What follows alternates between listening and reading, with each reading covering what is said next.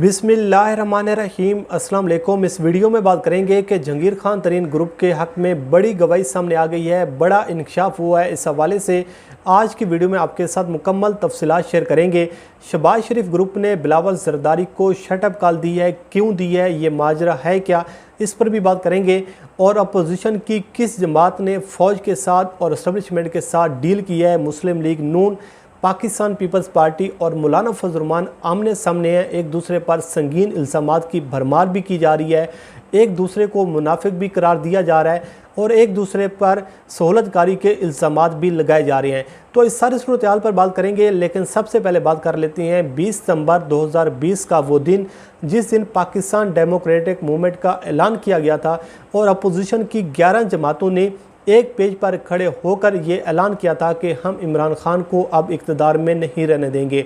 उस वक्त भी हम ये बात कर रहे थे कि ये फ़िल्म ज़्यादा देर नहीं चलेगी, ये लोग अपने मिशन में कामयाब नहीं होंगे। उसकी सबसे बड़ी वजह ये थी कि जब अपोजिशन की 3 बड़ी जमातों में लड़ाई शुरू होगी तो उस वक्त भी हम बात कर रहे थे कि ये जो इत्तेहाद है ये टूट जाएगा, ये अलायंस टूट जाएगा। और उसकी वजह यह है कि ये जो अलायंस बनाया गया ये नज़रियाती अलायंस नहीं है, ना तो ये सियासी अलायंस है, बल्कि ये बुग़्ज़ इमरान में और इमरान खान की नफ़रत में बनाया गया है। जिस जमात को सबसे पहले डील मिल जाएगी, जिस जमात को सबसे पहले NRO मिल जाएगा, वो इस इत्तेहाद से निकल जाएगी और ये PDM टूट जाएगी। वही हुआ जिस चीज़ का डर था, जिसके हवाले से क्यासरें की जा रही थी, जिसके हवाले से दावे किए जा रहे थे, और आज PDM जो है वो टूट फूट का शिकार है। और उस वक्त भी हम ये बात कर रहे थे कि जब अपोजिशन की 3 बड़ी सियासी जमातों में लड़ाई शुरू होगी, मुस्लिम लीग नून, पाकिस्तान पीपल्स पार्टी और मुस्लिम लीग नून के साथ साथ मौलाना फजल रहमान में, तो आपको बड़ी बड़ी ब्रेकिंग न्यूज़ ना सिर्फ मिलेंगी बल्कि आपको बड़े बड़े इंकशाफात भी सुनने को मिलेंगे, बड़ी बड़ी ख़बरें भी मिलेंगी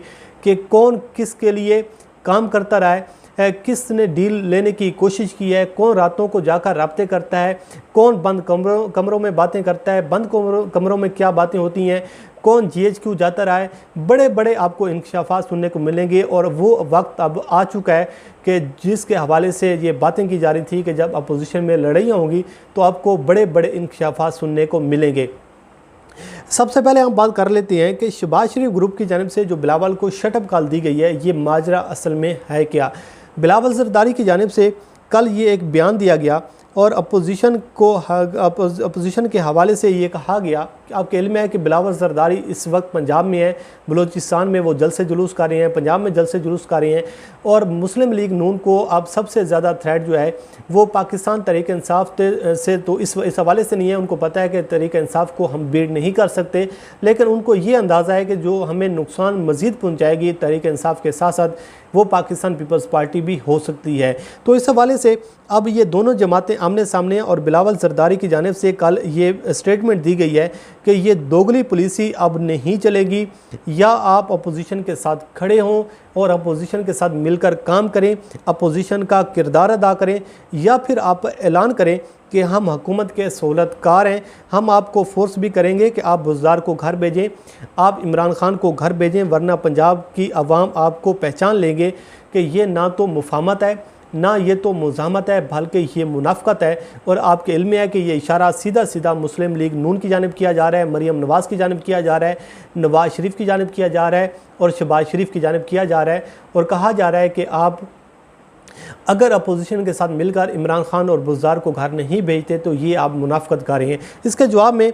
साद रफ़ीक जो कि शहबाज ग्रुप के बड़े आम खिलाड़ी समझे जाती हैं, बड़े आम रुकन समझे जाती हैं, उनकी जानिब से ये जवाब दिया गया कि बिलावल साहब इस हद तक आप ना जाएं कि वापस आपको लौटना पड़ा तो मुश्किल होगी। सहूलतकारी पर बात हुई तो दूर तक जाएगी, तोड़ने की नहीं जोड़ने की बात करें। अपोजिशन का लॉन्ग टर्म इत्तेहाद भी नजात का रास्ता है, अगले इक़्तिदार में हिस्सा मिलने की बातें लॉलीपॉप हैं। आपका मुकाबला हमसे नहीं है, बल्कि आप माजी की गलतियां ना दोहराएं, इसमें आपका भी फ़ायदा है, इसमें हम का भी फ़ायदा है। और ये भी कह रहे हैं कि इसमें मुस्लिम लीग नून का भी फ़ायदा है। और रात राना सनाउल्लाह ने भी एक प्रोग्राम में ये कहा है कि बिलावल जरदारी साहब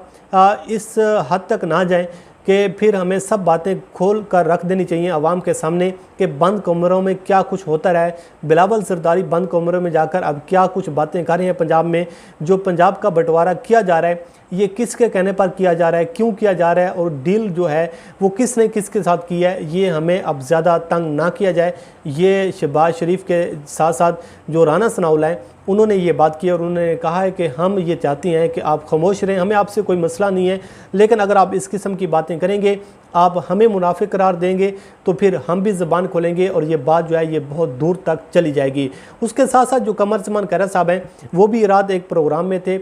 शाहज़ेब खानज़ादा साहब के प्रोग्राम में, तो उन्होंने कहा है कि असल में ये है कि हमें ना तो मुस्लिम लीग नून से कोई ख़तरा है और ना हम मुस्लिम लीग नून के लिए कोई ख़तरा बनने की कोशिश करें, बल्कि अपोजिशन को एक पेज पर रहना चाहिए। लेकिन हुकूमत जो है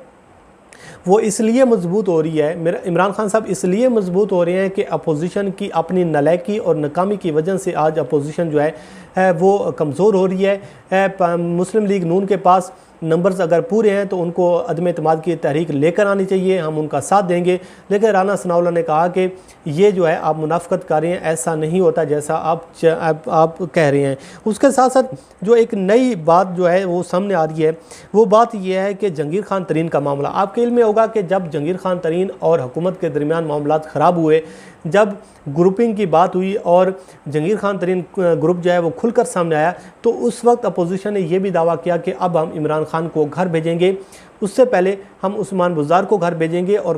पंजाब हुकूमत की तब्दीली के हवाले से बड़ी बड़ी ख़बरें जो हैं वो सामने आ रही थी, बड़े बड़े दावे सामने आ रहे थे। चौधरी बिरादरान के साथ मिलने की बातें भी की जा रही थी और ये भी दावा किया जा रहा था कि अब जहांगीर खान तरीन ग्रुप जो है वो हमारे साथ है, हम अब इस हुकूमत को चलने नहीं देंगे। लेकिन रात राना सनाउल्लाह ने भी इस खबर का ड्रॉप सिन किया और उन्होंने एक इंकशाफ किया, बड़ी गवाही दी है। वो गवाही ये दी है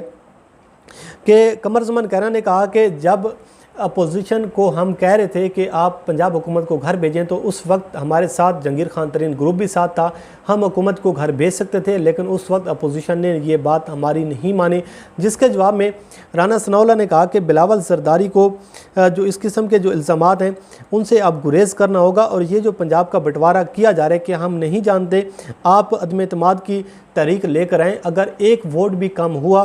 तो इसके ज़िम्मेदार हम हैं। बंद कमरों में जो बातें हो रही हैं वो ना की जाए। पंजाब में हमारे पास 160 वोट हैं, 20 से 25 वोट हमें मज़ीद चाहिए। और ये जो कहा जा रहा है कि जहांगीर खान तरीन ग्रुप हमारे साथ है, वो हमारे साथ नहीं था। और उन्होंने राज ये कहा है कि जहांगीर खान तरीन ग्रुप के पंजाब में पार्लिमानी लीडर मेरे बहुत अच्छे दोस्त हैं, उनके वफाक में पार्लिमानी लीडर जो हैं वो मेरे शहर से हैं। वसूख से मैं ये बात कह रहा हूँ कि तरीन ग्रुप ने हमें एक बार भी ये नहीं कहा कि वो इमरान खान या फिर उस्मान बुज़दार की हुकूमत को गिराना चाहती हैं। इमरान खान या उस्मान बुज़दार की हुकूमत के ख़िलाफ़ मिलकर आपके साथ काम करना चाहती हैं। उन्होंने एक मरतबा भी हमें नहीं कहा कि आप अदम एतमाद की तहरीक लेकर आएँ, हम आपका साथ देंगे। और जब हमारे पास नंबर ही पूरे नहीं थे तो फिर हम किस तरीके से अदम एतमाद की तहरीक लेकर आते, जब पाकिस्तान पीपल्स पार्टी भी हमसे दूर चली गई थी। तो ये सारा मलबा हम पर डालने की कोशिश ना की जाए। वो ये कहते हैं कि तरीन ग्रुप और चौधरी बिरादरान ने उस वक्त अपना वज़न बढ़ाने के लिए और सियासी मफाद हासिल करने के लिए उन्होंने जो चाल चली, जो ग्रुप बनाया, जो प्रेशर बढ़ाया, तो उनके अपने मफादात थे, उन्होंने अपना वज़न बढ़ाना था। लेकिन इसमें कोई सदाकत नहीं है कि मैं बड़े वसूख से कह रहा हूँ कि तरीन ग्रुप जो है वो इमरान खान की हुकूमत को गिराने के हक़ में था या फिर उस्मान बुज़दार के ख़िलाफ़ कोई कैंपेन करने के हक़ में था। ये एक बड़ा इंकशाफ जो है ये अब सामने आ रहा है। अब हम आखिर पर बात कर लेती हैं कि जो डील के हवाले से एक नई लड़ाई जो है वो शुरू हो चुकी है। मुस्लिम लीग नून, पाकिस्तान पीपल्स पार्टी और मौलाना फजल रहमान आमने सामने हैं और ये अब चीज़ें जो हैं ये सामने आ रही हैं कि किसने किसके साथ डील की है, कौन सी जमात डील लेने में और NRO लेने में कामयाब हुई है। मौलाना फजल रहमान ने सलीम साफ़ी साहब के प्रोग्राम में ये बात की थी और उन्होंने कहा है कि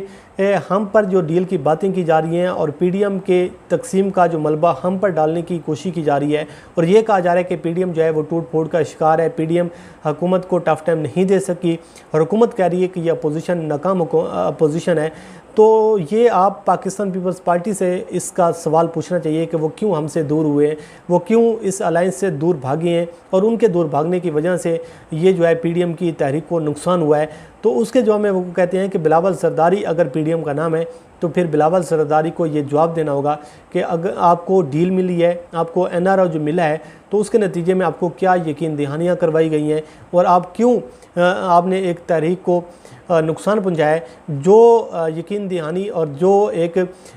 एक डील का जो पेज है वो बिलावल सरदारी के सामने रखा गया है, वो हमारे सामने भी रखा गया था, लेकिन हमने मानने से इनकार कर दिया और हमने कहा कि हम किसी किस्म की डील नहीं करेंगे। उसके जवाब में कमर ज़मान कारा ने कहा है कि मौलाना साहब आप ऐसी बातें ना करें, आप हमारे मुंह ना खुलवाएं और फिर ये ना हो कि हमें बताना पड़े कि बंद कमरों के इजलास में क्या कुछ होता रहा है, कौन क्या डीलें लेते रहा है और मौलाना फजल रहमान ने क्या माजी में डीलें नहीं ली और हम पर जो डील का इल्ज़ाम लगा रहे हैं। तो जब मौलाना फजल रहमान पर नैब का केस बनता है और कहा जाता है कि मौलाना फजल रहमान को नैब सुबह गिरफ़्तार कर लेगी, तो दूसरे दिन पता चलता है कि नैब केस भी वापस ले लेती है। तो ये किस डील का नतीजा है, ये किस खेल का नतीजा है, ये भी मौलाना फजल रहमान को इस हवाले से आगाह करना चाहिए। बहरहाल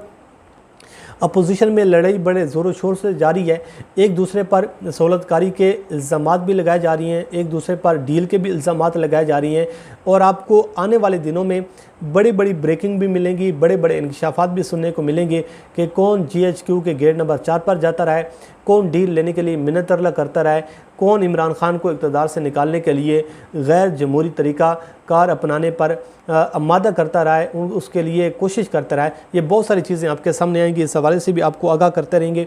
अल्लाह करीम आपका हामी नासर हो। मुझे दीजिए इजाज़त। अल्लाह हाफ़िज़।